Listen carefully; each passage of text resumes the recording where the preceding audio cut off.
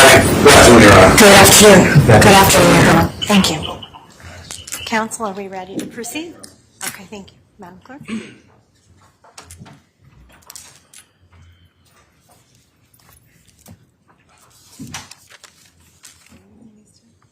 Just leave them. Yeah, I'm going to probably use 36. I'm going to put 36. Probably the lame version, and then I'm going to show them this.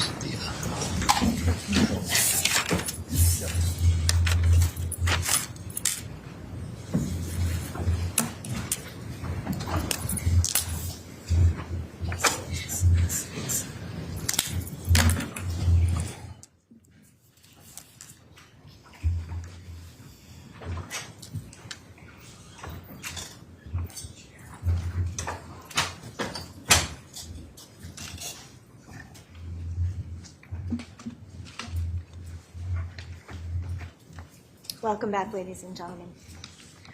Counsel, please stipulate to the return of the presence of our jury. The state will stipulate, Your Honor. Okay, thank you. That stipulates, Your Honor. All right, thank you. Is the state prepared to call its next witness? Yes, Your Honor. The state would call Enrico Fiola to the stand. Okay.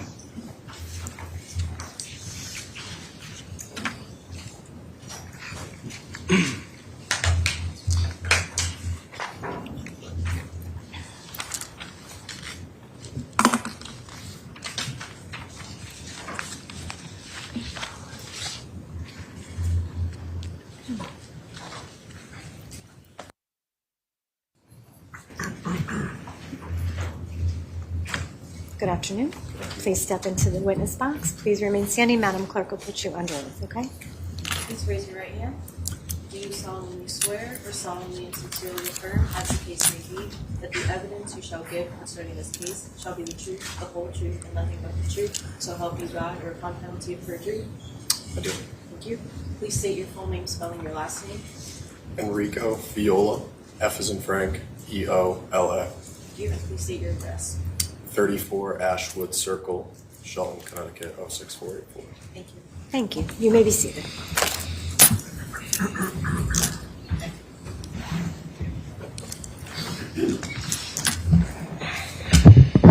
Just do me a favor, keep your voice up because there's a fan that's blowing, just so we can all hear you, okay? Yes, sir.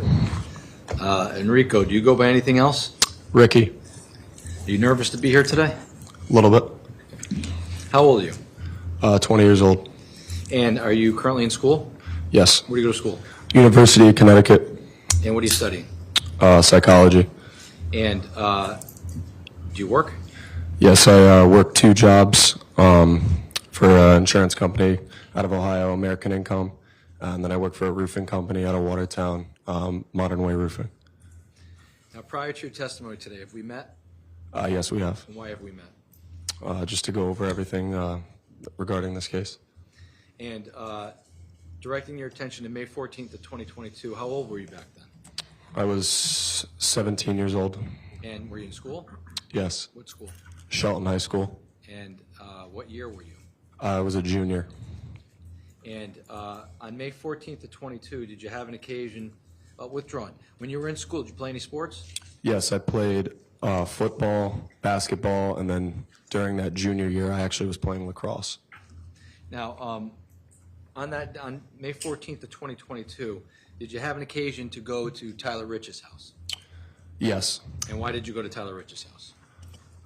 He had invited us. We were good friends. He invited me and a couple of my friends over for a gathering.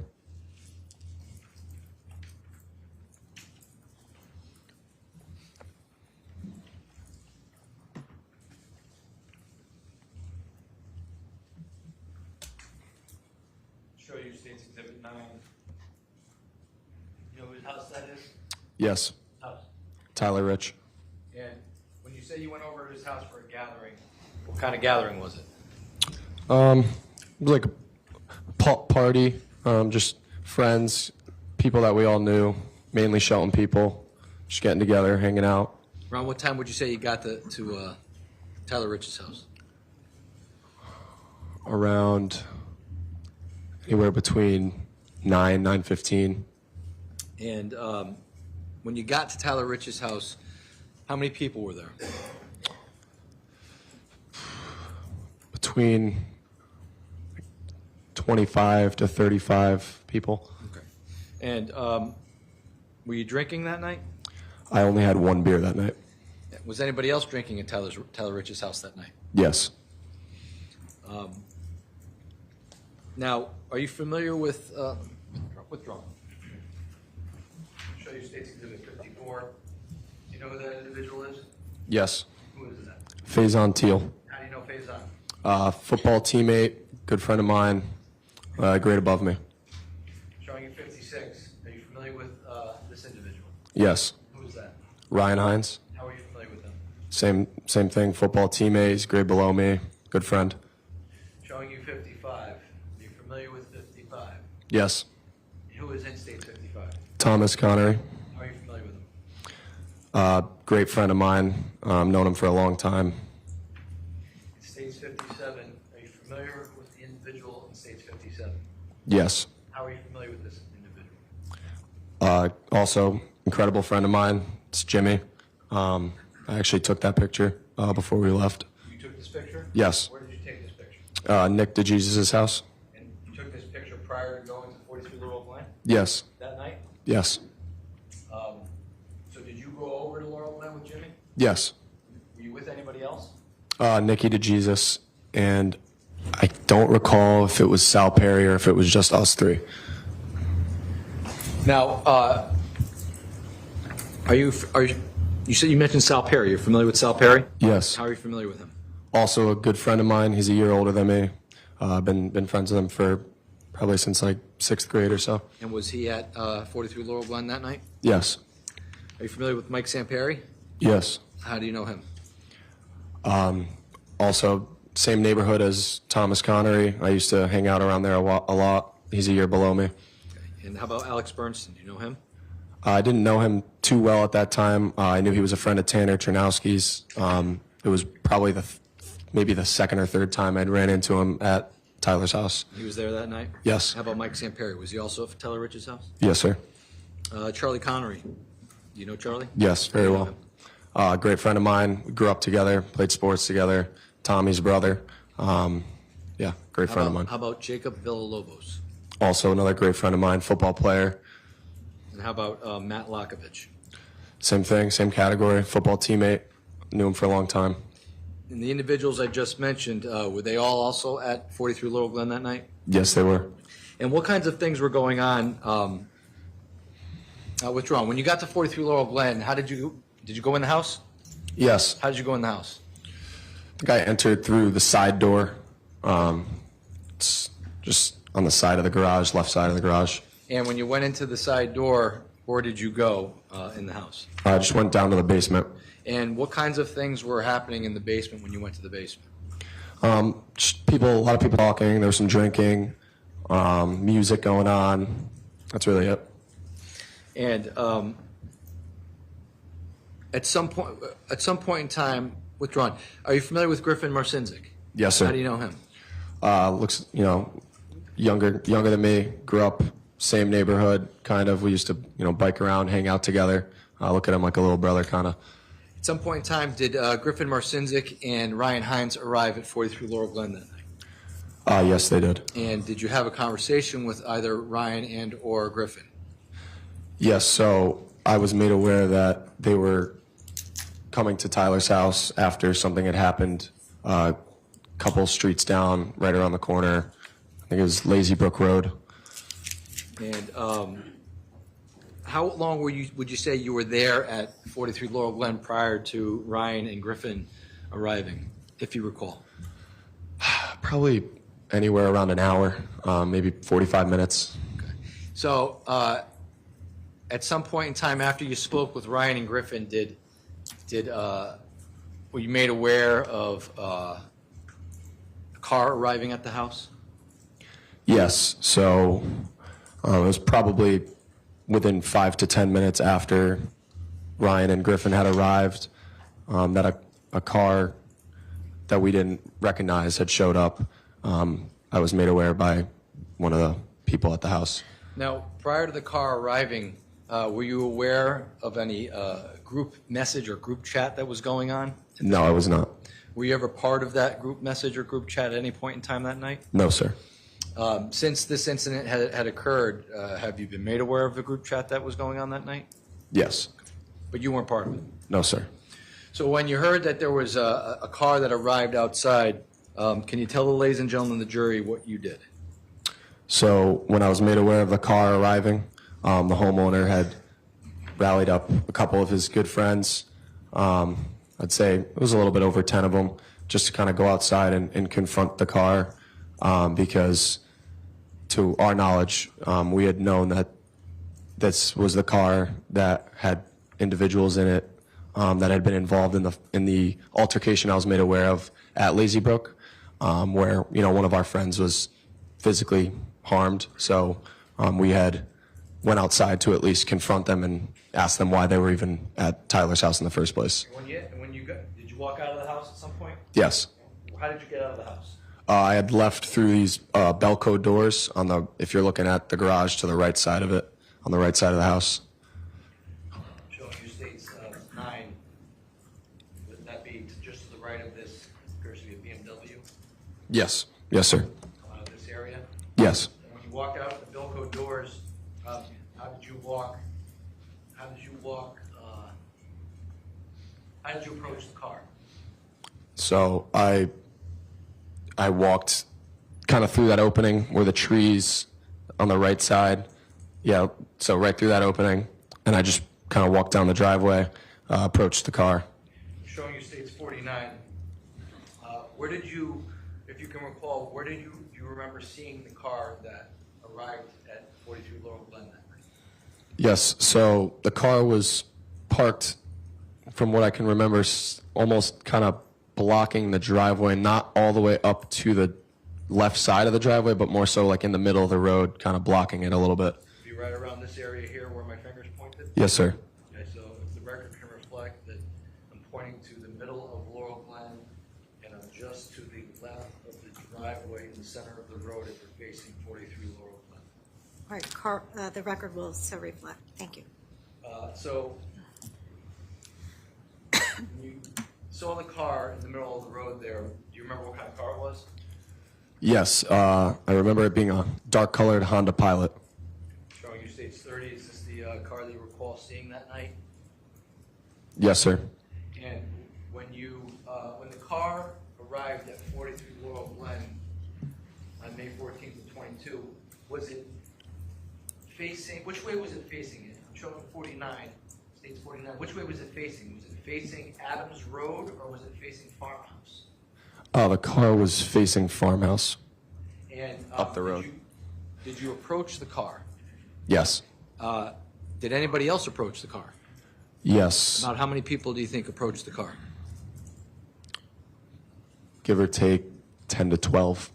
And when you approached the car, can you tell the ladies and gentlemen of the jury what you did? So I was approaching the car to, first off, acknowledge who it was, because I was less aware of the situation at the time. I had just known that somebody was involved, so I had approached the car to kind of just confront and figure out who was in it, and also just be there for Tyler, because there's a car basically blocking his driveway, and we wanted to get out of the way. And when you approached the car, what side of the car did you approach? I stayed on the driver's side, so closest to Tyler's house. And when you got up to the car, did you have any conversations with the occupants of that car? No, I never had any direct conversations. I just know there was a couple words being said between individuals around the car. Did you notice anybody in the car that was familiar to you? Yes. Who did you notice? I noticed Tyler Da Silva and Raul Valle. And Tyler Da Silva, how do you know Tyler Da Silva? I know his family. Some of them are from Shelton. I grew up, played some sports with his cousins, so I knew who he was. And you mentioned Raul Valle. How do you know him? I had previously been at a couple different functions, I guess, parties or more just gatherings where he was there. I wasn't really friendly or a friend of his. I just knew who he was. And is Raul Valle present in the courtroom today? Yes, sir. And what is he wearing? Blue jacket, light pink shirt, black tie. Can you please point him out for the record? Your Honor, may the record reflect the witnesses identified the defendant in this case? Record will so reflect. Thank you. Now, do you know whether or not the defendant has any nickname? Yes, What is his nickname? Lido. Now, when you recognized Mr. De Silva and the defendant in the car on that night, what, if anything, did you have an interaction with them? No, not a direct interaction. I can't recall if I had said anything kind of just like, hey, get out of here. What are you guys doing here? But I know we were just kind of trying to usher them out of the area, but also posing question as to why they were putting hands on our friend previously, and just kind of just concerned for the occasion, I guess. And that friend that you're mentioning, is that Mr. Hines? Yes, sir. So, at some point in time, that interaction between your group of friends and the car, did that get heated at all? I would say voices might have been raised. I remember us kind of yelling a little bit, like, you know, you guys jumped our boy, like, what are you doing here? Either get out or leave. But we were definitely more so telling them to leave because we didn't, we could foresee possible trouble. So, What time would you say that the Honda Pilot showed up to Tyler Rich's house? You had gotten there, you said, around 9:10, 9:15. Could this have been like probably, I want to say after 10 o'clock. Okay. And at some point in time, was there an interaction between your group of friends and the people in the Honda Pilot prior to withdrawing? Did the Honda Pilot at some point leave the area?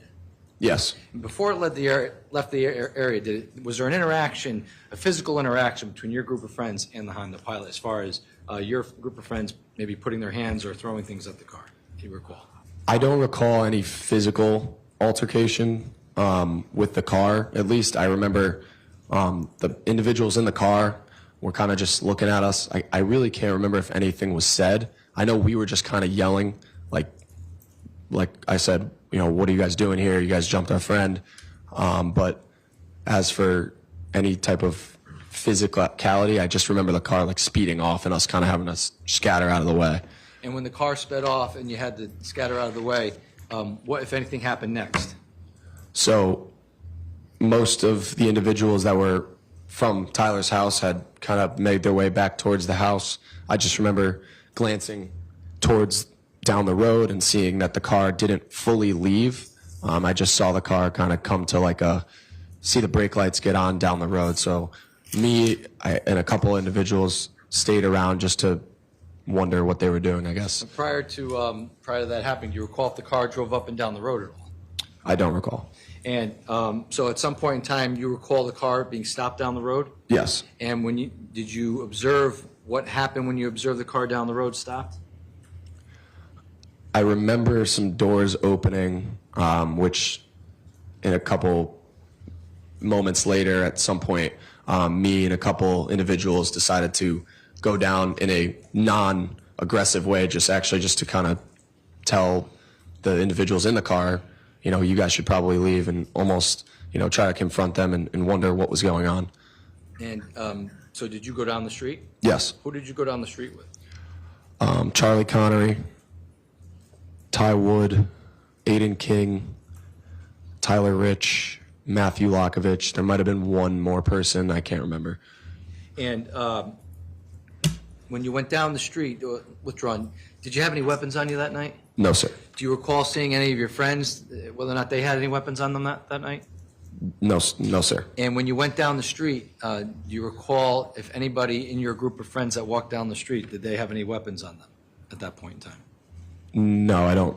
No. And when you went down the street, did you observe who had gotten out of the car when you got down the street? Not fully. I wasn't necessarily looking at who was getting out of the car. I saw that doors were opening. There were more people in the car than I had thought, I guess.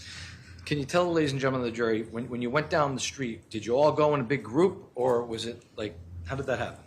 No, we weren't all one group. I remember walking down with, I think it was Charlie and Ty next to me, but it was the group that I had mentioned previously, just previously, it was broken up a little bit, but we all went down around the same moment, around the same time. We just weren't in a pack. And when you went down the street, did you observe Tyler Rich do anything down the street? I did not observe him do anything. I was just made aware of a PB blaster can that was thrown from the car that he had picked up and sprayed. And so were you present when that PB blaster was sprayed? I did not see it. I don't know if I was present. I don't remember seeing it. And what is PB blaster? Do you know what it is?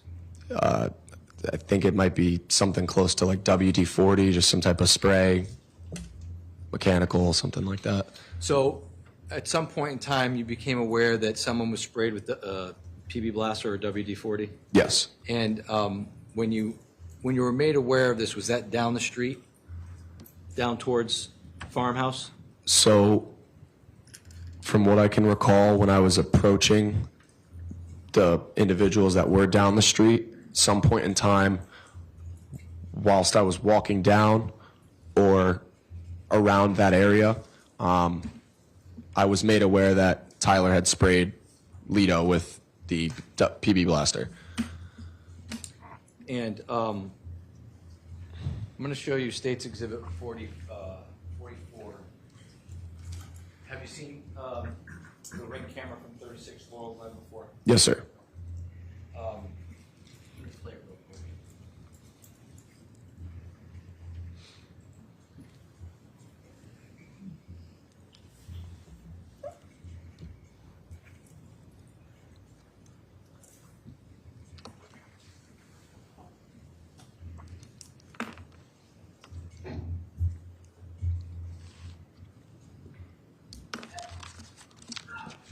Is this about where you saw the car stop and people get out? Yes, sir. Do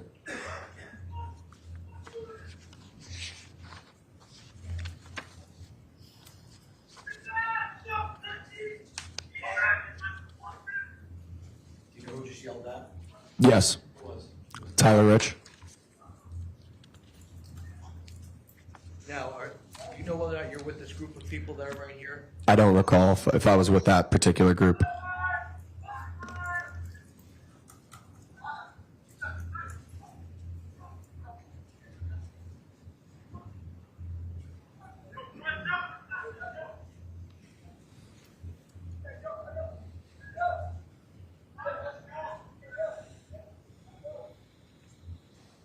Now, at the time that State's Exhibit 44, we just played that camera view from the Ring doorbell.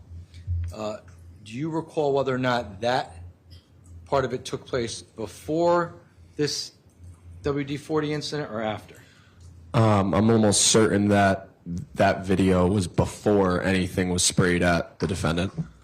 So at some point in time, you come down the street, and when you're down the street, tell us what your participation is in walking down the street. So I did not go towards the left side of the street. If you're looking down from Tyler's house where that car had pulled off, I was more so on the right side, just observing, but also making sure nothing was going on that could be bad or possibly harmful. So if we're looking at Stage 49, you said you're on the right side down here? Yes, sir. And I'm pointing to the right side of Laurel Glen towards Farmhouse Road, where this first, looks like this first telephone pole is. Is that about where you were in that area? Do you mind moving your finger a little bit? No, just like out of the picture for a second. Yes, that was where I was. And when you went down there, what if anything, happened when you were down there? So I didn't interact with anyone outside of one person. When I had walked down, I was made aware that the defendant was sprayed by PB blaster. And in that moment, I decided to approach the defendant. I didn't see him sprayed. It was just moments after I had found out he was. And I approached him with intent to almost take his side so that he would listen to me, at least. And I had said, hey, man, look, I don't think it was right that he sprayed you. But listen, there's a lot of people back at his house. I'm not trying to fight. I don't think anyone here really is trying to fight. I think you guys should just leave. There's not a lot of you guys. And, while I was saying this to him, he was holding a knife in his left hand. His girlfriend, Mackenzie Traficanti, was sitting down on the curb to his left, to my right. When I was speaking face-to-face with him, didn't notice it right away, but I glanced down and saw him holding a blade in his hand. So I, quickly just finished up what I had to say. Didn't seem like he was too interested to begin with, and he just kind of dismissed me, and I just walked away, and that was that. I actually walked away and conversed with Charlie Connery right after, and let him know that I had just saw Lito with a knife. And how would you describe the knife? I didn't see any type of handle, but I guess using my hand, it was just like a 3-inch blade coming down from where his hand was closed. What was the lighting out like that night? It was dark outside, but I could totally see what was around me. I mean, our eyes adapt, and there was plenty of, street lights. There was, I don't think there were any flashlights on at the moment, but I was not far from the defendant whatsoever. I could see everything. How far would you say you were from him when you had this conversation with him? 1.5 feet, maybe. And do you recall what the defendant was wearing that night when you were speaking with him? Black pants and some type of light blue shirt, baby blue. And do you recall what Tyler DeSilva was wearing that night? Yeah, pair of jeans and like a blue baseball jersey, light blue. And the conversation you had was with the defendant, not Tyler Rich? Tyler DeSilva, excuse me? Yes, sir. And after you had this conversation with the defendant and you witnessed him holding a knife, how long would you say that conversation lasted for? It wasn't really even a conversation. It felt like I was just talking at somebody, and they were just kind of like yesing me, and then just kind of like, yep. Was that his reaction? Yeah. And did he say anything to you? Nothing other than, yeah. Okay. And after you spoke to him, what did you do next? I quickly turned around, kind of looked for where my friends were at. I saw Charlie right away, Charles Connery.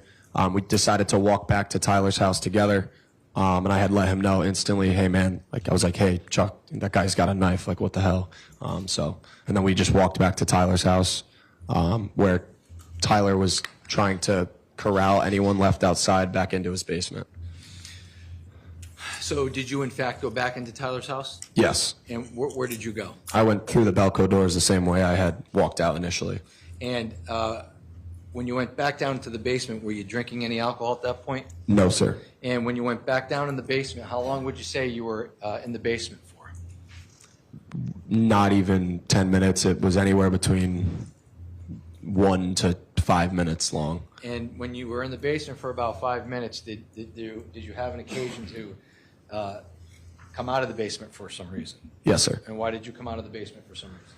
I had heard, I was made aware, but I actually heard somebody say like, hey, they're back, or, they're here, something like that, which prompted me to go back outside.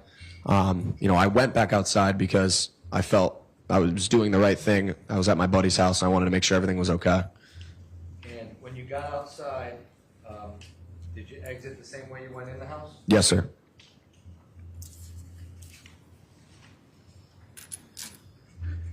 Showing you state Exhibit 9. So you would have come out in this little opening here to the right of the BMW. Yes, sir. And when you came out of the house, did you come down the driveway? How did you come out? So when I had walked out of the Belco doors, in front of the blue truck, there's a space, so I could actually see that little front portion of the lawn. So I had saw the two individuals. I hadn't seen anything happen yet, but there was a little bit of people blocking, so I had to maneuver in between the back of the the blue truck, and in the front of that Jeep parked behind it. So I was actually like squeezing by in between that. So just so I understand what you're saying, you came down this area, walked down the driveway a little bit, and squeezed in between the blue truck and the Jeep? Yes, that's correct. Showing you states Exhibit 5. Again, you would have come down out this way on the driver's side of the blue truck, then squeezed between the front bumper of the Jeep and the back bumper of the blue pickup truck. Yes, sir. When you when you were coming out of the house, what did you notice about where, well, withdrawn, who was there back? Who was on the lawn at that point? I know Tyler DeSilva, Lito, Tyler Rich, Ty Wood, Tanner, Alex Bernstein, Charles Connery, Tommy Connery, Ryan Hines, Faison, Teal, Griffin Marcinzik, Taylor Capella, Lily Lombardi. I can't recall anyone else. I know there were more people, though. But out of your friends, those, was Tyler DeSilva and the defendant, were they part of your friend group? No, not at all. So we know who your friends are. When you came out of 43 Laurel Glen, you noticed the defendant and Tyler DeSilva on the front lawn. Correct. Now, are you able to tell in this exhibit that's up where you witnessed the defendant and Tyler DeSilva in the yard? Yes, so when I had walked out, you could see that little gap in the front of the truck. You could actually see the AC unit. So I had seen Tyler DeSilva and Lito. I don't know if they were just done walking up or they had just been standing there, but they were kind of around that red bush area where our friends were kind of also around. But there was really only 2 or 3 people actually very close to the defendant and Tyler. The rest of the people were kind of behind, just watching, I guess. Do you recall what side of if you're looking away from 43 Laurel Glen, what side the defendant and Tyler DeSilva were at? Were they standing next to each other? Were they? Yeah, they were pretty close to each other. I don't recall exactly to a T where they were standing, but it was to the left if you're looking like from farmhouse towards, they're to the left of this bush, so closest to the picture. Right. So they were. If I may just, were they standing in this area here? Yes. And I'm pointing to the left of the red bush in this exhibit. You're on this exhibit again for the record 5. So noted. Do you recall where? So I have my 2 fingers here. Do you recall if, like, my index finger is Tyler DeSilva or the defendant, or my middle finger is Tyler DeSilva or the defendant? Do you recall which side they were on? I don't recall. Do you recall who, withdrawn, did your friends approach the defendant and Mr. DeSilva? So I hadn't been out of the basement yet because when I had walked out, it seemed like there were people already out there. It must not have been too long because, I walked out. It seemed like they had just arrived, but I don't really recall exactly what you were asking. I'm sorry. So you walked out of the house, you squeezed in between the, withdrawn. Did you notice whether or not the defendant and or Tyler DeSilva were having a conversation with any of your friends? It seemed like Tyler DeSilva was speaking to either Tyler Rich or somebody next to him. Like I said, there was only like two or three of our friends that were actually like not face to face, but close enough to speak to the defendant and Tyler DeSilva. But there were probably a couple words that were exchanged from what I can remember, yeah. Was it argumentative? Yes. And can you explain to the ladies and gentlemen of the jury, are you, just so we're clear, when you're coming down the driveway and you're sneaking past the Jeep in the blue truck, are you watching what's going on? Are you listening to what's going on? So when I had probably been by the back door, driver's side back door of the truck, I had heard it get a little bit louder. And then as I was squeezing through, I wasn't necessarily looking. It was also, there were some people standing around, so I wasn't looking at what was going on, but what prompted me to move faster was I heard what had sounded like a punch hit someone's face, and I know what that sounds like. So, I instantly started to speed up and try to squeeze through that as quick as possible and get closer to what was going on. And how do you know that you heard a punch?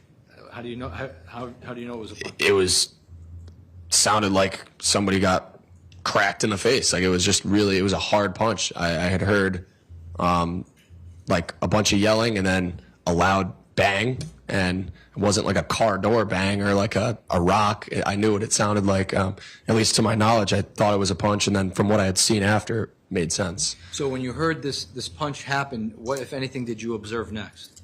So I instantly saw Tyler Rich and Da Silva wrestling.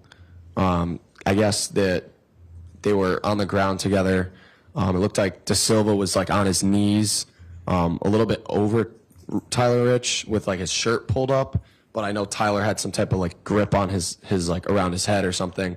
It looked, it was just really them two at that moment, but I had gotten closer to them with a couple other individuals, kind of just seeing what was going on. We weren't ready to break it up yet, but more so just observing. Like, we knew Tyler could handle something on his own, so we were just not getting involved yet. So when this was going on, were there flashlights on? Was there light out there? Yes, so individuals were holding their flashlights. I know that there were some videos taken. I, at the time, was attempting to take a video close up, and then right when I had finished, or I can't remember if I took the video fully or what had happened, but it was on Snapchat. And the issue with Snapchat is when you take a video, it doesn't save unless you choose to save it. So I was taking a video, and I had actually approached back to right where I had entered that grass area, so in between the truck and the Jeep. I had walked back after I took the video to show Taylor Capella and Lily Lombardi. And then within seconds of me pulling my phone out to show them, or actually I had my phone in my hand, so within seconds of me showing them, I had heard, "He's got a knife, he's got a knife," which prompted me to be like, holy crap, he does. And I put my phone in my pocket, and the video had to have deleted, because when I pulled my phone out afterwards to actually look at my phone, because I was probably off it for an hour after it all happened, there was no video there. But in the moment, they had said, I had heard Charlie screaming, "He's got a knife, he's got a knife." So, I only had a second where I went to show them the video, and then I put my phone quickly in my pocket, turned back around, and kind of entered what was going on again. So who's Lillian Lombardi? At the time, she was like my ex-girlfriend, same grade as us, friends with Taylor Capella. And just so we're clear, they were standing in this area here where there's like this cement.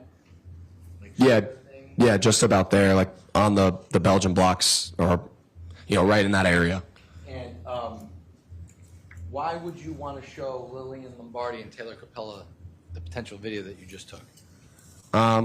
There was just like, I know they had, or at least Lily had like a previous interaction with Tyler, and at the time, I was still somewhat connected with her, so I, was like, look at this video of Tyler getting, in a fight. At least I was stupid. I was a kid, and I probably shouldn't have done that, but that was my intention, was to just show her. But then, that's what it took my attention off of what was going on for those seconds when I was turned away. So you were unable to save the video that you took that night. Correct. And when you heard somebody yell, "He's got a knife, he's got a knife," you weren't watching the fight at that point? No, so my back was turned. I was showing the two, or attempting to show the two girls the video, but it didn't even get within 5 seconds in when I heard Charlie yelling, "He's got a knife," and I had already seen the knife, and I was like, holy crap. I turned around and immediately rushed to the scene, which is when I saw, the first person I laid my eyes on was Tommy Connery, who's on the ground. He was grabbing his leg, and he was in pain. I saw people kind of huddling around him, realizing like what had just happened in real time, because I don't think everyone actually knew what was going on instantly, but I had seen him, and there was blood. And then I quickly looked over to my right. I had saw Ryan Hines surrounded by Griffin and Tanner Chernowski. They were kind of lifting his shirt up, and I just vividly remember seeing Tommy on the ground, then turning my head, seeing Ryan Hines with his shirt being lifted up, and he said, "Fuck," and there was blood bubbling out of his wounds. And then I lifted my head back towards the road, where I saw Jimmy lift his shirt up, say, I just got stabbed, collapsed to the ground, where me, Nicky DeJesus, Sal Perry rushed over to him immediately and tried to cater to him. And when you got up to Jimmy, what did you observe about Jimmy? He was just losing color in his skin. He was turning white, and we, Sal and I, tried our best to apply light pressure to his wound, stop it from bleeding. We made Nicky grab his hand and tell him to squeeze it as tight as he could. Sal and I were holding Jimmy's head up so that he could try to keep consciousness. We were trying to talk to him, and there was just chaos going on. People were screaming. But from my view, where I was holding Jimmy's wound and holding his head up, I could see Tommy behind me. I was kind of situated in a way where I could pay attention to Jimmy, but also try to talk to Tommy. He was also a great friend of mine. I didn't want him to start freaking out or anything, so I was trying to keep him calm as best as I could as well. In about 2 seconds, I'm going to show you State's Exhibit 60. It's the video from 43 Laurel Glen. Have you seen this video before? Yes, sir. And do you know whether or not you saw this on Snapchat, or did you see it with the police, or when was the first time you saw it? I saw it with the police first. And I want you to watch it real quick and let me know if, well, we'll just watch it.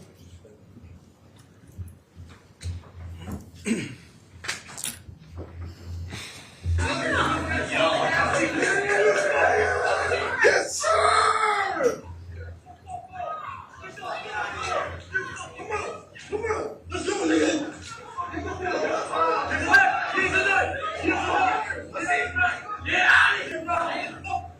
Now, the individual that says "Let's go," do you know who that was? Yeah, that was Faison Teal. Was it Faison or was it Tanner? No, that was Faison. So who's the one that says "Let's go"? Tanner. Oh, that's Tanner. Who says, oh, no, Tanner says, yes, sir. Faison said Let's whatever afterwards. Okay. And when you hear in the video, he's got a knife, that's when your back is turned to the fight? Yes, but in moments I had turned around right away and returned. I'm going to show you State's Exhibit 61.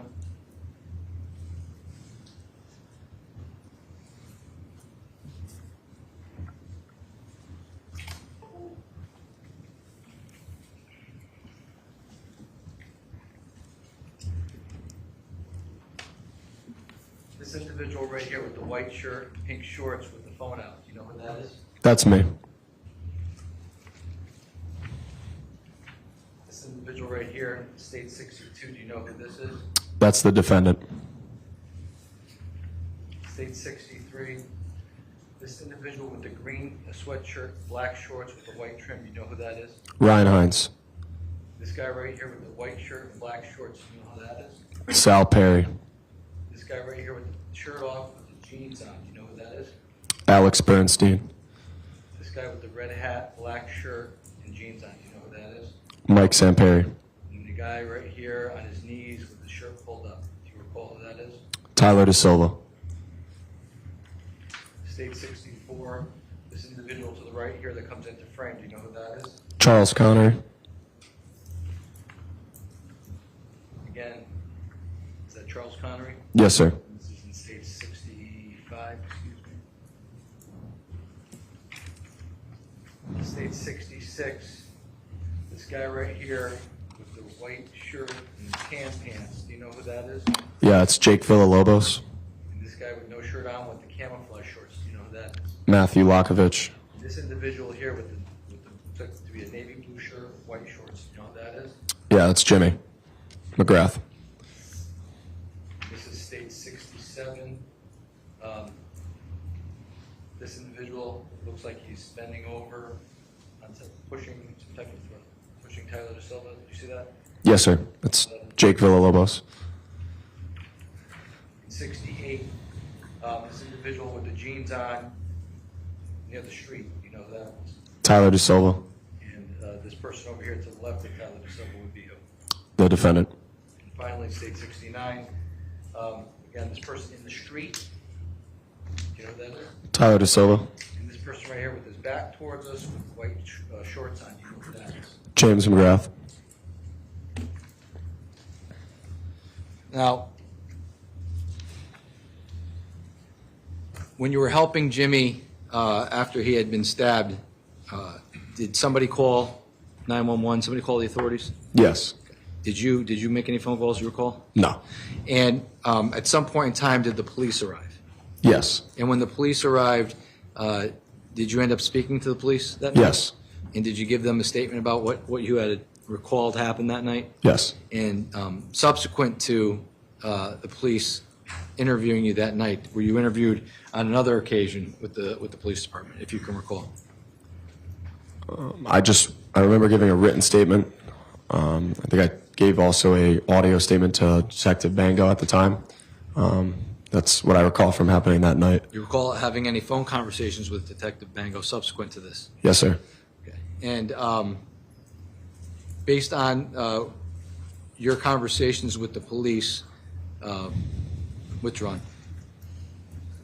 that night, who arrived first? Did the police department arrive to the scene, or did paramedics arrive to the scene? Paramedics arrived first. Okay. And when they arrived at the scene, did you witness what was going on with regards to the care that was being given to the people that were Yeah. injured? And can you describe what that was like to the ladies and gentlemen of the jury? So I had only briefly looked before I couldn't bear to look anymore. But they arrived. Sal, Nikki, and I were basically with Jimmy as long as we possibly could have been. But they started immediately giving him palpitations, or I think that's what it's called. They were just trying to alive him. I don't know the terms for it, but they were definitely putting in efforts. I didn't really see what they did with the other three individuals, Tommy, Faison, or Ryan. But I had briefly just saw them, trying to do chest compressions on Jimmy, but I had to look away for that. And why did you look away? I couldn't fathom what had just happened. And to the best of your recollection that night when you came out and witnessed the fight, do you recall seeing anybody with a weapon during the fight, during that fight? No. Do you recall seeing anybody get stabbed when you came outside? No. When you were down the street prior to speaking with the defendant, did you observe any of your friends engage in any physical altercation with the defendant or any of the people from that car? No, nothing was physical down the road from anything that I saw. Everyone was talking.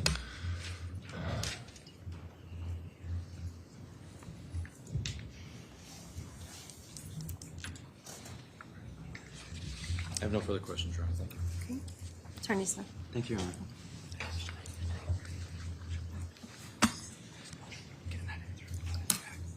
Good afternoon, Mr. Fiola. Good afternoon. We've never met before. No. Never spoken about this case before. No, sir. I'll go over some of your testimony here and see if I've gotten things down. You told us that most of the folks at this party on this evening were friends of yours, correct? Correct. And most of them you'd known for quite some time, correct? Correct. Grew up with most of these folks, right? Correct. Did you know when you went over there that night that there weren't going to be any parents around? No. You didn't know that Tyler's mother would be in Cape Cod? I had no idea. Didn't know that his father wasn't going to be there? Not a clue. Were you expecting that there was going to be any parental supervision around while this drinking was happening? I wasn't really thinking of that, but no, I didn't know that there weren't going to be any parents there. Wasn't the first time that you'd been to Tyler Rich's house, you told us? Yeah, it wasn't the first. Was this the first time that you'd been drinking at Tyler Rich's house? Well, I had had drinks at Tyler Rich's house on other occasions, but I wasn't drinking at his house at this event. But that was the standard sort of order of operations there. You'd go to Tyler Rich's house to party, hang out, and that included drinking, right? I guess. Not really. You only had one beer that night, right? Yes, sir. How can you be so sure that you only had that one beer? Because at the time, I was an athlete. I had practiced the next day, and I was also, at that specific time of my life, I was not really drinking much. I was more so the sober guy that was kind of mediating, looking after his friends. And I had the drink at Nikki's house before I even went to Tyler's. Okay. You were 17 at the time? Yes, sir. You only had one drink at Nikki's house. Yes, sir. And where'd you get that one drink? I can't recall. Did you buy it yourself? No, sir. Was it provided to you by somebody at Nikki's house? I can't recall. You rode with Nikki over to 43 Laurel Glen Drive? And Jimmy, yes. Okay. And how much alcohol did you have in the car with you? I do not recall. But there was alcohol in the car with you, right? I don't know if there was alcohol in the car at all. You didn't see either of those other occupants bring with them any alcohol? I could not remember.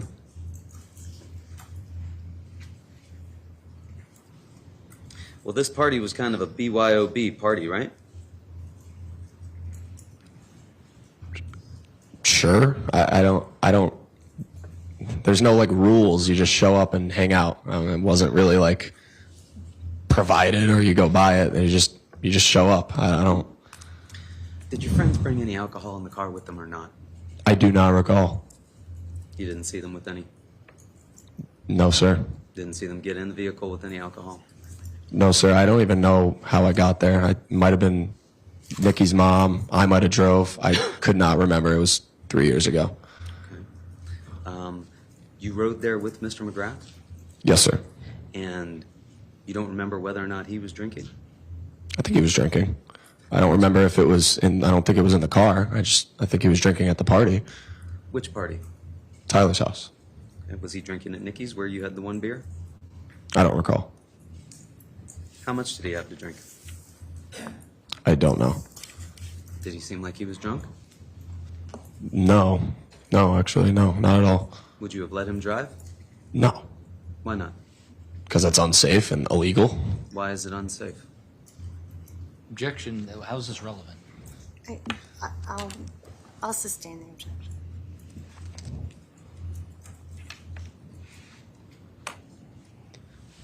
Did you notice any indications that led you to believe that Mr. McGrath was drunk? No. And you didn't see him drink anything that night? Objection, that's mischaracterizing his statement. It's been asked and answered. I'm going to sustain for that reason. How much did you see him drink that night? I don't remember seeing him drink. I'm sure he had a couple drinks. I don't know what he drank or if he drank. He might have not drank for all I know. I have no idea. And you arrived over at Tyler Rich's house somewhere between 9 and 9:15, right? Yes, sir. At that point, when you got there, you think there were 25 to 35 people? Approximately. And they were all down in the basement? Yes, sir. What was going on down in the basement? Hanging out, music, people talking loud, people probably singing.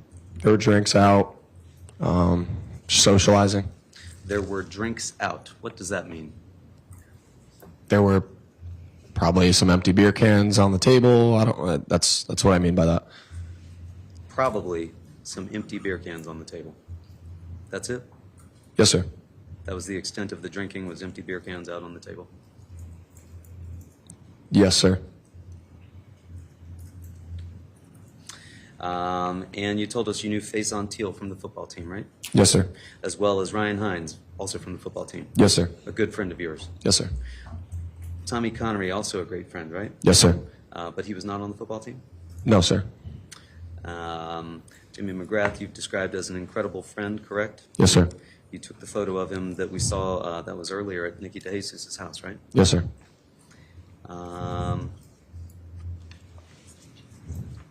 You thought maybe Sal Perry also went over with you that evening? Yes, so we were together that day, but I don't remember if he had came to Nikki's house and then went to Tyler's with us or if he had just met us there. I can't remember. But he was also a good friend, a year older. Yes, sir. And then you saw Michael Samperi. He grew up with him in the same neighborhood. Yes. Correct? Did you play sports with him? No. Alex Bernston. You said that was a friend of Tanner Chernowski's, right? Yes, sir. How did you know Tanner Chernowski? we met at the Boys and Girls Club way back when, like probably I was in like, I might have been like 7 years old when I first met him.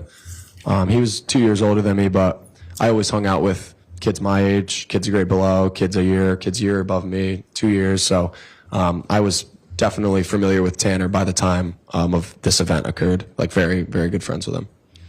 Sal Perry, did you see him drinking that night? I do not recall. Michael Samperry, did you see him drinking that night? I do not recall. Alex Bernstein, did you see him drinking that night? I do not recall. Charlie Connery, did you see him drinking that night? No, sir. I didn't see him drinking. You recall not seeing him drink, Yes. specifically. Yes. The others you can't recall. Actually, if this is allowed, I think Alex, I might be wrong about this, but I think Alex drove Tanner. I don't know for sure, but I know that Tanner was there, and I never really see Alex anywhere, but I know his car. I remember seeing his car there because he drove a nice car, so I think he wasn't drinking if he was driving. So that's all I can remember, though. Again, my question was a little different, sir. You say you specifically recall that you did not see Charlie Connery drinking, correct? Yes, sir. You don't recall whether or not any of those other folks I've asked you about were drinking, right? Correct. You said that Jacob Villalobos was a great friend, right? Yes, sir. Did you see him drinking that night? I don't recall. You said Michael Lockovich, also a great friend, correct? Not Michael. No, Matthew. okay. I'm sorry, Matthew Lockovich. Thank Yes. you for correcting me. Great friend. Yes. Did you see him drinking that night? I don't recall. Tyler Rich, did you see him drinking that night? I also do not recall.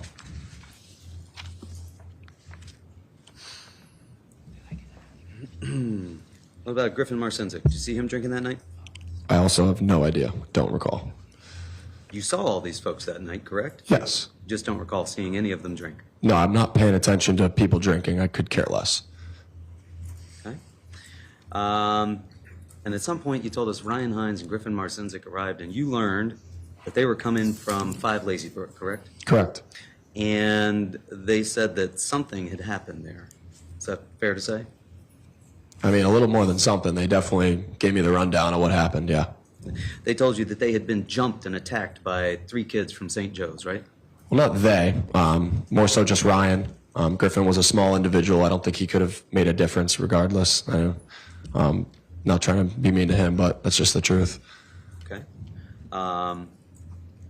So you learned from them that Ryan had been jumped by 3 St. Joe's kids. Is that what they told you? Yes, but I had actually been made aware of that before they even showed up, because either Ryan Hines or Griffin had made a call to let them know that something had happened, and for a place, they were looking for safety almost, if it was okay for them to go to Tyler's house. So somebody at Tyler's, might have been Tyler, I can't remember for certain, but that's who had made me aware that something had happened. And then when they had arrived, I spoke to them more deeply about it. Word started to spread that friends of yours claimed to have been jumped at 5 Lazy Brook. Is that fair to say? Correct. People started talking about it, right? Not necessarily. I think that there's most of the people actually at the party didn't really know. Just a small group actually that were more so closer, maybe like football friends of Hines, had found out. And you told us you weren't part of the basketball group chat, right? No, sir. But you were aware that people were texting that night, correct? No, sir.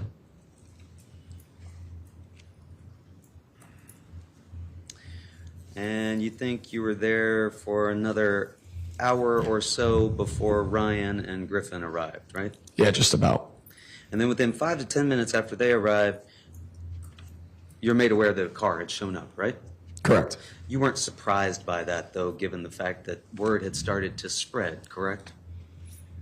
No, I was very surprised because they were coming to us for safety, Ryan and Griffin, to not further get involved in anything. So a car being there was actually quite surprising.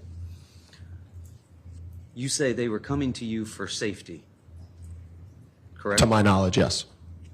You weren't aware that Griffin Marcinzik was sending text messages with the address to 43 Laurel Glen Drive to anybody? No, sir, I was not aware of that. Did you stay near Griffin Marcinzik when he arrived? I don't recall. Did you stay near Ryan Hines after he arrived? I think I spoke with him for a bit, but I wasn't like on his hip, so no. So what they made you aware of was that they had been jumped, but they didn't tell you that they were live texting the address to the people they claimed to have jumped them. No, I had no idea. Okay. Because you weren't part of that group chat. Correct. And you said at some point, Tyler Rich rallied up a group of good friends, right? Correct. About 10 of you, you think? Yeah. And you went outside to confront the car that had shown up. Yes, sir. Now, you described to us that that vehicle, when it showed up, parked in the middle of the road, right? Just about, yeah. Right? Blocking the driveway, I think you described it as being, right? Yeah. It wasn't on the far side of the street across in front of the other house, right? I mean, it could have been. I just remember it being almost parallel, like almost near the driveway, like if you just extended the driveway out. I don't remember if it was a little bit up, a little bit behind. I just know in the general area where the car was. Blocking the driveway is your description, right? I mean, it was in front of the driveway. It was. If you wanted to get across the street to the house across the way, you would have to walk around this vehicle. Correct. If you wanted to get out of the driveway, you would have to somehow navigate your way around this vehicle. Correct.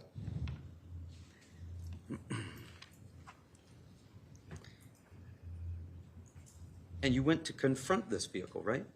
Yes. And you said you knew this was the car from 5 Lazy Brook. Well, as we were walking out, I think words were being said like, "Oh, that's them," or "These are the guys." So, but I didn't recognize the car whatsoever. I've never seen it before. Okay. And you said you went to ask them why they were there. Yes.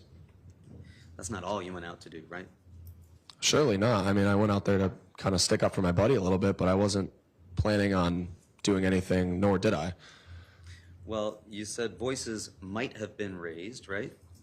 Voices were raised. Voices were raised. Yeah. Right. And in fact, the car was surrounded, right?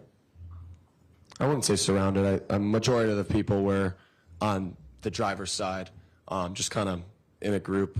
I wouldn't say the car was fully surrounded at all, no. And you told them either get out of the car, correct? Are you going to finish? I did. You said either get out of the car, correct, I think so.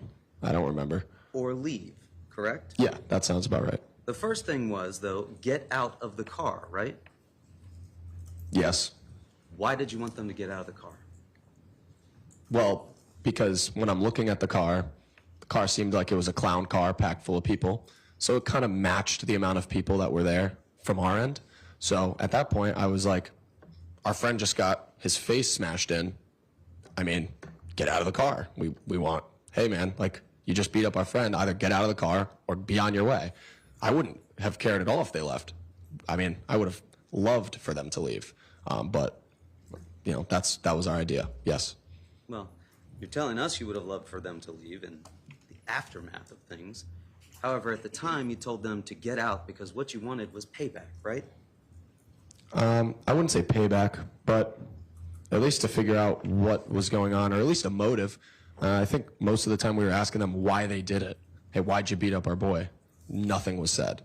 So eventually we were like, all right, get out or leave. You didn't know, you had no idea that they were coming, that address had been given I to had them. no idea.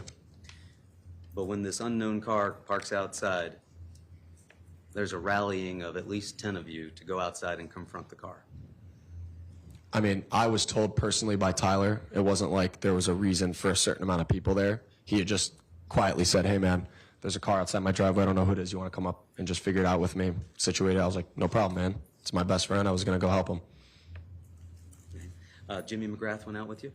I don't think so. Are you sure of that? I'm not sure, but I strongly don't think he was out there. You stayed on the driver's side, correct? Yes, sir. Did you see anybody go over to the passenger side? Not that I remember, sir. And you don't remember the vehicle being surrounded? I know there was amount of people like on the driver's side, maybe Just on from the the driver's side. front to the back, but it wasn't like a circle blocking the car. Okay. So just on the driver's side. Yes, to my recollection, yes. And you didn't have a conversation with anyone? No, no direct words. I can't recall if I said like, "Hey, you guys should leave," but I never said I had a correct conversation with anybody in the car. No. Could you see into the vehicle? Yes. Could you identify anybody inside the vehicle? Yes. I'd recognize Tyler DeSilva. I'd also recognize your client. I want to say it was in the middle seat. I might be wrong, but I just definitely remembered seeing Tyler DeSilva and Lito because those were the only two people I really knew in the car from what I could see. Did you know Mackenzie Trafficante? Yes. Did you see her in the car? I didn't see her in the car. You didn't see her sitting on Mr. Valle's lap? Actually, you just refreshed my memory. She might have been, actually. I can't really remember. That was a long time ago. You told us that you were just trying to usher them out, right? Essentially. And that you were asking them why'd they put their hands on your friends, right? Correct. And you told us before that voices might have been raised, but now you're telling us that voices were definitely raised. When did I say before that they were raised? Or they might have been? When you were talking with the state's attorney earlier, do you recall telling him that voices might have been raised? Yeah. In fact, they definitely were raised, right? I think so. You don't recall any physical interaction from the Shelton High kids with the car, correct? I don't recall any type of physical. You don't recall them laying hands on the vehicle, correct? No, no, sir. You don't recall them rocking the vehicle, correct? No, sir. You don't recall seeing anybody reach in and punch the driver, correct? No, sir. You don't recall seeing the window come down on the rear passenger side, correct? I remember windows were like down or up. Like someone might have pulled the window down, put it back up, but I don't remember any type of physical altercation with the car. You don't recall seeing a glass bottle be thrown at the car? No, sir. You don't recall seeing a glass bottle being thrown at the people that were standing beside the car? I think something was thrown when the car drove away. Might have been that PB Blaster can or a bottle. Well, we'll get to the PB Blaster can in a second. You identified, showing you State's Exhibit 30, that as being the vehicle that you saw that evening, correct? Correct. And you were standing on the driver's side, correct? Yes, sir. And this shattered windshield was not there at the time when you saw the vehicle, was it? It could have been. I don't remember. I didn't look too closely into the windshield or like at the windshield at all. I wasn't even in the front of the car by any means. Okay. And then without any physical interaction with the car, you say the car just sped off. Yeah, like the pedal was floored. Okay. So you didn't see Tyler Rich reach inside the driver's side of the car, correct? No, I didn't see that. You didn't see his body halfway in while he was trying to do something with the gear shift, correct? No, I don't remember that. Could have happened. I have no idea. I wasn't really paying attention to that, anybody specifically. I was more so just like, hey, you guys should leave or get out. Either way. I wasn't really watching other people, though. Sir, you were like, hey, you guys should get out or just leave? Well, no, I'm in a courtroom. If you want me to raise my voice, I can, but I'm not. I'd like you to demonstrate for us how you said, hey, get out of the car or leave, guys. Hey, you guys should probably leave or get out of the car. Is that good? Like that? Yes, sir. That was it. Yes, sir. That was voices raised? That was pretty loud. Yes, sir. Okay.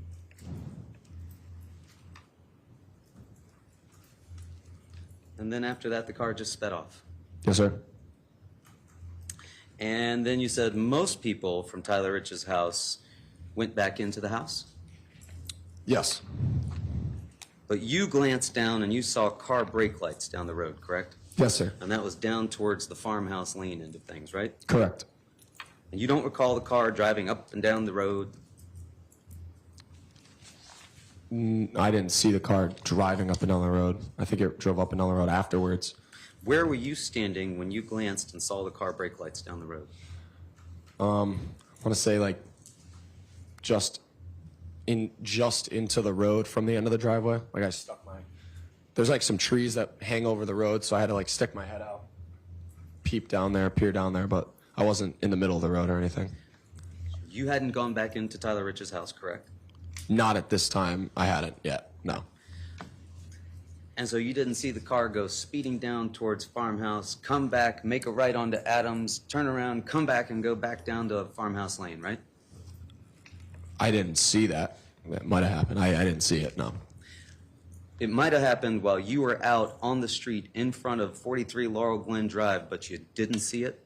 No, I just think the timeline might be a little bit mixed up. But I remember being made aware that the car was repeatedly driving up and down. I just think that the timeline that you're on is a little bit messed up from when it happened. But You remember being made aware that that happened by who?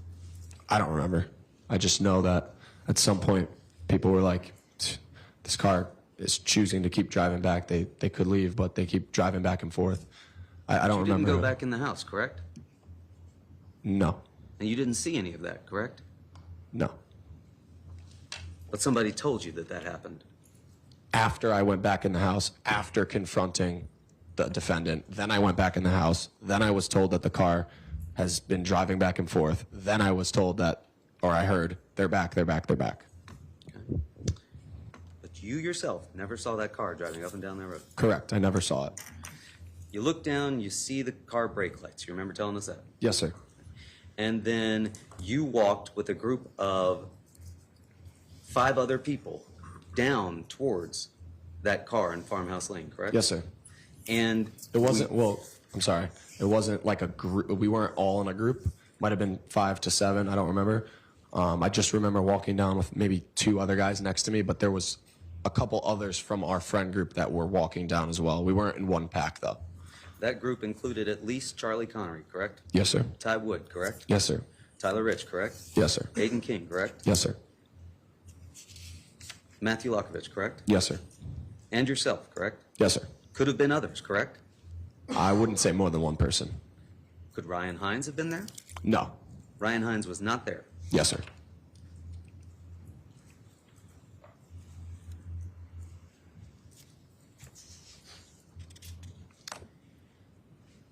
You watched State's Exhibit 44, which is the video from the Ring camera for 36 Laurel Glen Drive. Do you remember that? Yes, sir. Okay. Can we see that one? I'm going to ask you to watch this, and I want you to see if you can identify for us who you are in this group, okay? I don't think I'm in that group. Let's just watch and see, and you can tell me. Okay. Sure.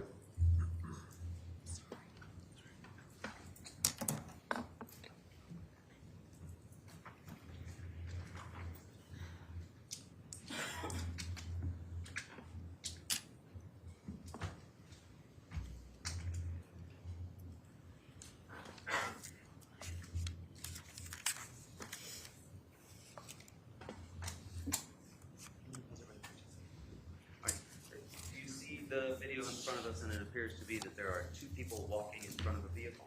Yes. Can you identify for us who those 2 people are? No, sir. I have no idea.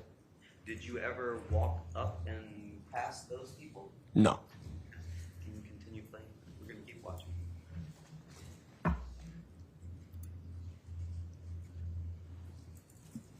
right, can you pause again? Did you just hear that car door close? Yes, sir. Did you see somebody appear to get out of the front passenger side? Yes. Do you know who that is? I don't remember where Tyler De Silva was sitting, but I want to say it was him. I don't know for sure, though. Can you play again, please?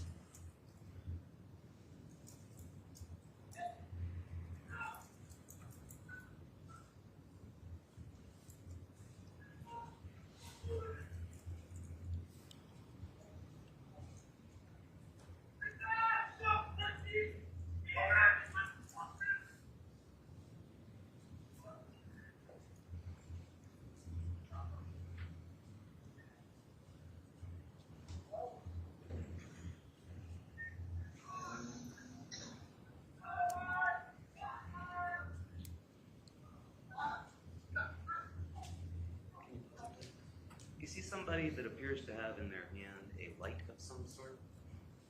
Just walked up in front. You might have to rewind it. I don't. I'm going to point right here in front of the.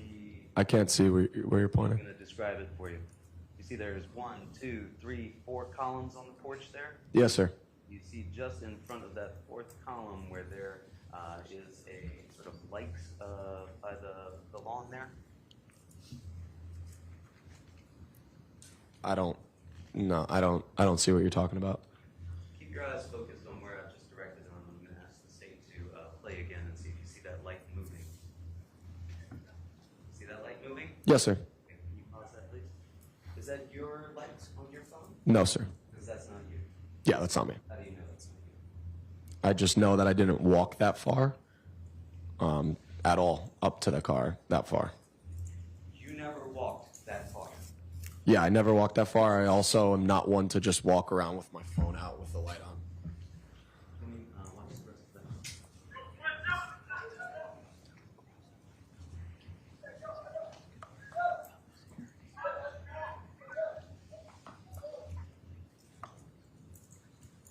In that video, would you agree we just saw a group of about 6 or 7 people following the folks who got out of that car? Yes. You're saying you weren't any of those people? I don't think I was, just based off of what I had experienced when I spoke with the defendant, because I never really made it that far to the car. I only recall being about in the middle of the road, but I quickly turned and noticed the defendant by a pole, a telephone pole, that would be, I guess if you put the ring camera video back up, it would be to the left, almost out of the picture. And that's where I recall standing and speaking with the defendant and his girlfriend being there as well. I don't have any recollection of walking that far down to the road. Can you use that? Do you still have the pointer over there somewhere? Do you see a pointer with a little red tip? Can you use that to show us where you think you were standing when you spoke with Mr. Valle? Do you know which one 36 is? Is it this one? I believe it's that one, sir. Do you know? I mean, it would be a lot easier if the video was here. But If you can. there's no telephone poles in this picture, so I can't do it. I'm sorry. Do you remember? Well, you see where the house is, 43 Laurel Glen, marked with the red marker, I want to correct? say it was right about here because this looks like the bushes. I want to say that there's a telephone pole right here in this area. There's some shrubbery over here. So I want to say I was right about here. And I walked down till right about here. Didn't engage with anyone in the car over here. Just kind of stayed over here and saw the defendant. Walked over, approached him, said what I said. That's it. So, are you saying that what we saw in State's Exhibit 44, you never made it down that far, correct? Correct. You made it only as far as that bush that you've indicated there on Exhibit 1. Is that fair? Could have been like 5 steps ahead of it, but I never even came close to that intersection of Laurel Glen and Farmhouse. I never made it that far. Never down to that intersection. Never. And it was by the bush that you believe you had this conversation with Mr. Valle. Is that correct? Well, yeah, I mean, like I said, it wasn't really a conversation. It was very, very brief. I just saw him. I don't know what really, struck me to actually go speak with him, but I think I was just trying to honestly calm the situation down because I did say to him, "Hey, look, I think it was messed up that he sprayed you." That's what I started it with, but it wasn't really a conversation.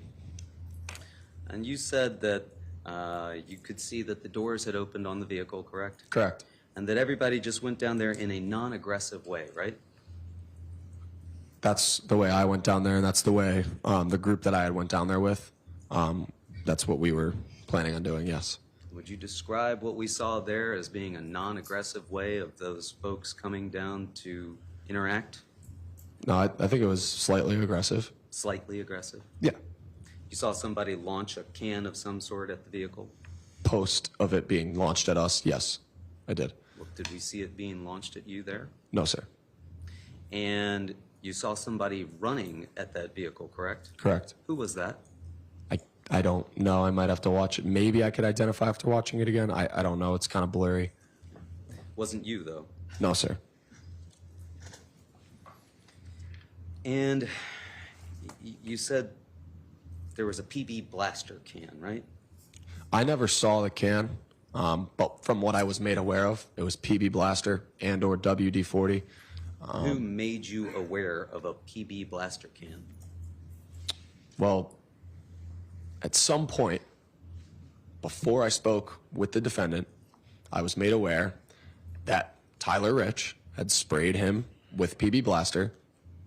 And there was, that was basically it. He said, I just sprayed him with some PB blaster. So I took it upon myself to go up to him and say, hey man, I'm sorry that he did that. That was kind of fucked up.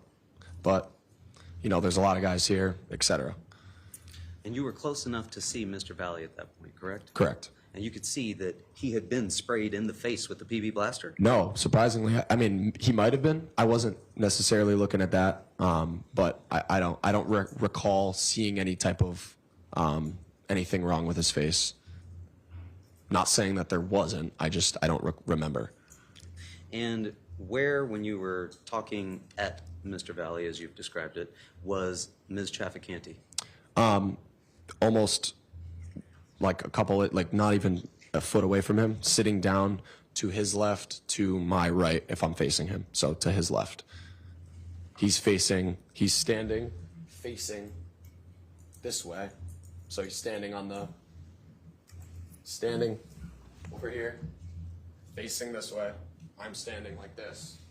Mackenzie's sitting down like this on the curb, kind of like with her hands in her head, almost like distressed. That's what I remember. And it's your recollection that they were both sitting on the opposite side of Laurel Glen Drive from 43? Yes, sir. Mackenzie as well as Mr. Valle? Yes, sir. Well, Raul was standing. She was sitting. And where was Mr. De Silva? I want to say he was somewhere, if I was here, somewhere over here, in a group. I think some of my friends were over there talking with him, but there was nothing aggressive going on because we would have heard it. It seemed like they were just kind of talking over stuff, or maybe they weren't talking. I just know there was a group in this area. And I want to say De Silva was part of that group. And where was the Honda Pilot? Somewhere around here. I don't know for sure. This was after we saw the Honda Pilot drove away? Yeah, all my interaction with the defendant was after the video. Okay. And it's your recollection that while you were talking with Mr. De Silva on the opposite side of the street, Ms. Trafficante was sitting on the curb a foot away from him, Yeah. and Mr. De Silva was on the opposite side of the street with a group of your friends. Yeah, I think some of his friends were there too. Yeah, he was across the street though. And where was the Honda Pilot?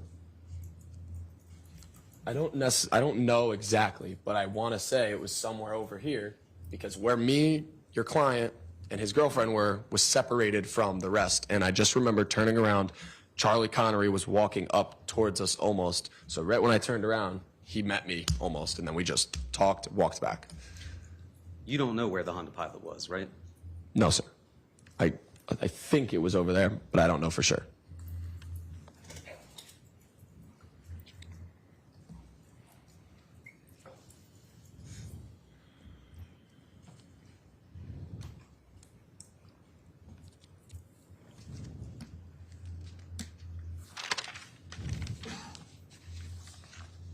You said you intended to take Mr. Valle's side at this time? What I mean by that is, what I was made aware of was that it was sprayed. And in the moment, I sure as hell was not looking to fight anybody, regardless of what had just happened for my friend, to my friend. At this point, there was a lot of just chaos going on. There was loudness outside of houses. I was honestly just trying to look out for Tyler, get everybody that wasn't invited out of the house, or not out of the house, out of the area. At least what I thought was if I start if I start what I was saying to the defendant with something that he just had happen to him, and like kind of me being like, hey man, listen, I feel bad, he shouldn't have got sprayed like that. Whatever I had said, I had felt that would be the smartest way for him to at least give me his attention. Because if I approached him in an aggressive way, probably would have went differently. So I approached him and said, hey man, listen, it's fucked up that you got sprayed, but you guys should probably leave here. There's a lot of people over there. There's a smaller group of your friends. I don't want to fight. I don't think it's worth it. I remember saying, I don't think it's worth it. It's not worth a fight. And then he wasn't really paying attention or not really like listening or caring. So he was just like, yeah. And I saw the knife in his hand while I was talking to him. And then I turned around and walked back to the house with So Charlie. You'd had a change of heart at that point. It was no longer get out of the car so we can fight and get payback. Now it was you were trying to be his friend. I wouldn't say friend. I was just trying to, overall, it had been going on for, in my opinion, too long at this point. For all we know, a cop could have drove down the driveway, or drove down the road, and we all would have been in trouble. So at that point, I was just like, you know what? Let's just end this. Cop could have rolled down the street at that point and up the driveway, and y'all would have been in trouble for Not what? up the driveway. I said down the street because there's a group of people standing around outside. What do you think a cop would do if he drove by? So in my head, I'm like, let's get everybody out of here. There's no point in fighting. There's no point in arguing outside of someone's house when someone could easily pick up the phone and call a noise complaint. So I said, let me say what I have to say to him. Hopefully this gets through. They'll get in the car and leave, and we'll be on with our night. That was my plan. You were worried that the cops might show up and there would be bigger problems for everybody, right? Not initially, like I said. More so after this has been getting dragged on for a while, I was like, all right, this is kind of stupid. I didn't care at that point to say anything like get out. I was more so like, hey, let's just end this. You know, it's not worth it. And you said that you saw Mr. Valle holding a knife in his left hand, right? Correct. And you described that knife to the police as being a switchblade, right? Of some sort. I didn't know if it was or not. That was just kind of what I had remember, or what I had saw in the moment, or what I thought I saw at least. And it was a stiletto style knife, right? I didn't use that word. They might have interpreted it that way, or said, or thought that, or said, oh, do you think it was a stiletto? I don't even know what that is. So, but what I just remember was seeing his hand down, zero handle in his hand. I only saw a blade just coming out like this big. That was it. What color was the blade? I don't recall. Serrated? I don't know what that means. Did it appear to have little teeth on it like a steak knife? I don't recall. Do you recall anything about the shape of the blade that you saw? Yeah, I just recall it being like a knife that comes to a point. It wasn't like a hunting knife like that. That was like a thicker. I don't recall too like exactly if there were teeth like you're saying, but I just know that it started wider and got thinner, and it was longer, like 3 inches or so. Now, you also told officers that you saw him waving that out the window, right? I don't remember if I said that or not. You don't recall telling officers around 2 a.m. in the morning when you're speaking with Detective Bango on the 15th that you saw Lito flashing a knife outside the window of the car? No, I don't recall saying that.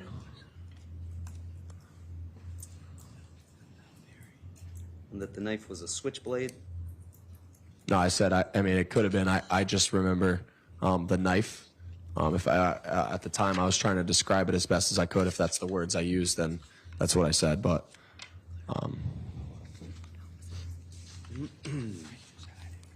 Right. And so when you claim to have seen this knife in Mr. Valle's hand when you were down talking to him by the bushes, you didn't yell out to everybody, hey, he's got a knife. no, I thought that would probably be stupid and just a waste of time. In my opinion, the best thing to do is not at all acknowledge it, because I didn't want to put myself at harm, and I didn't want to anger the defendant if he was angry already from being sprayed. Whatever it was, I just wanted to end it. I wanted it to be over. And you're certain that when you're having this interaction with him that you were not near the pilot at that time, correct? Yes, sir. Not directly near it. It could have been a little bit off in the distance. And you weren't near any of your other friends at that point, correct? No, yeah, not too close to anybody. When I turned around, Charlie was like approaching, but to my knowledge, nobody was like right with me. It was more so just me, the defendant, and his girlfriend. And then you saw Charlie, and you decided to walk back with Charlie, right? Yes, sir. Back to Tyler Rich's house. Yes. You got back to the house, and Tyler Rich was trying to corral people, you said, back into Yes. the basement. Yep. And ultimately, he was successful in getting everybody back into the basement. I think he got almost everybody. I want to say like maybe himself or a couple of the older people that were there were just staying outside to make sure nothing else had brewed. But the older folks that were there were the farthest thing from people looking for trouble. They were more so just kind of overseeing everything. I think he got everybody in except for maybe 5 people that were just kind of outside the Belco doors making sure everything was okay. Okay. And you were down there maybe 1 to 5 minutes when you heard somebody say they're back, correct? Yes. And then, Attorney Smith, I'm sorry, is this a good time to take a break? It's about Yes, ma'am. 2024. yes. Okay. All right, we're going to go ahead and take our afternoon break. You'll have a 15-minute recess. We'll be in recess until 10 minutes to 4. Thank you. Last short recess. You got it wrong in the